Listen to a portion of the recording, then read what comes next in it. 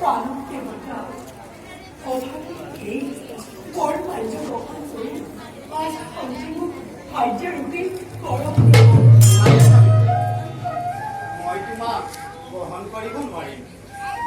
বনবাসী মই তোমাক কিদৰে কৰিম পালন, এই এটা নাৰী কি কৰে আপুনি মোক নকৰি গ্ৰহণ।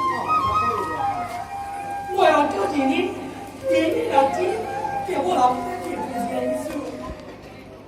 সেয়া কি নিৰাশ হ'ব? তেওঁৰ ইতি কোৱা ভৱিষ্যৎবাণী কি মিছা হ'ব? আজ এই সাবিত্ৰীয়ে আপোনাক সাক্ষী কৰি আপোনাৰ আগতে নিজৰ পাত মই সাবিত্ৰী,